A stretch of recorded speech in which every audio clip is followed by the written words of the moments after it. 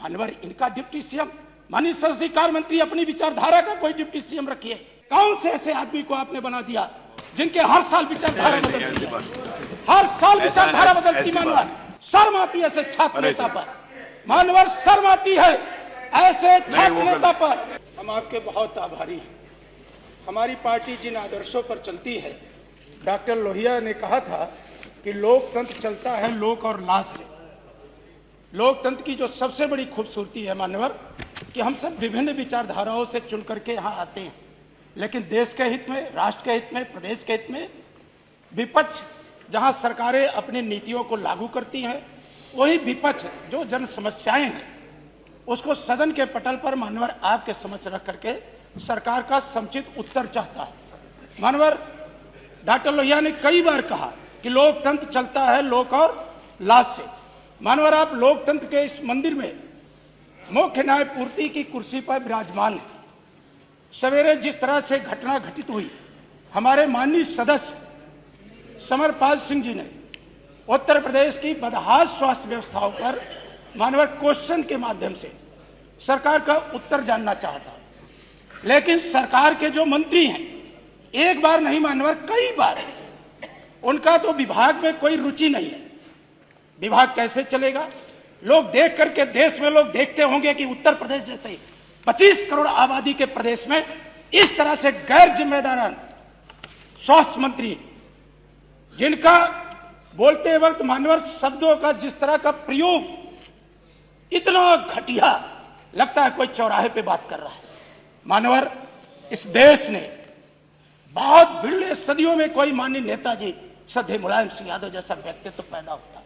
मानवर एक छोटे से गांव से निकलकर, छोटे से गांव सैफई से निकलकर मानवर पूरे देश में समाजवादी विचारधारा आचार्य नरेंद्र देव, डॉक्टर राम मनोहर लोहिया, अच्युत पटवर्धन, मधुली में मानवर ना जाने जयप्रकाश नारायण, विभिन्न संघर्षों से निकल करके नेताजी ने इस देश के अंदर जो गरीब है, पिछड़े हैं, दलित, उपेक्षित हैं, मुसलमान हैं, महिलाएं हैं, मानवर उनको माननीय नेताजी ने अपने पैरों पर खड़ा होकर के सम्मान की जिंदगी कैसे जी जाए इसके लिए रास्ता बनाने का काम किया। मानवर नेताजी ने समाजवादी पार्टी की स्थापना करके जो समाज कभी लोकसभा विधानसभा का मुंह नहीं देख पाता था, पंचायतों का मुंह नहीं देख पाता था, जो गरीबी में थे, गरीब गुर्गे परिवार में पैदा होते थे, मानवर ऐसे ऐसे लोग माननीय नेताजी ने समाजवादी पार्टी की स्थापना करके मानवर ऐसे लोगों को लोकतांत्रिक व्यवस्था में, विधानसभाओं में, लोकसभाओं में, पंचायतों में, विभिन्न संस्थाओं में मानवर काम करने का अवसर देने का काम किया है। मानवर नेताजी का व्यक्तित्व बरबस उन्हें पूरा देश नेताजी के नाम से नहीं संबोधित करता। इस देश में उनके चाहने वाले और न चाहने वाले भी उन्हें धरती पुत्र कहते हैं, नेताजी कहते हैं। इतना बड़ा सम्मान मानवर, मैं तो आपका सम्मान करता हूं। ये कैसे ऐसे डिप्टी सीएम, कौन सी भाषा?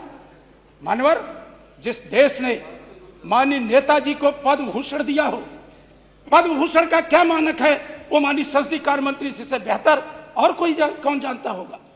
मानवर जिस देश ने नेताजी को मरणोपरांत उनकी सेवाओं के लिए, राष्ट्र में निर्माण में उनके योगदान के लिए पद्म भूषण दिया हो, भारत की सरकार ने, महामहिम राष्ट्रपति महोदया ने, खुद हमारे नेता माननीय अखिलेश यादव जी उस पुरस्कार को लेने राष्ट्रपति भवन गए थे। मानवर पूरा देश देखा था, खुली आंखों से।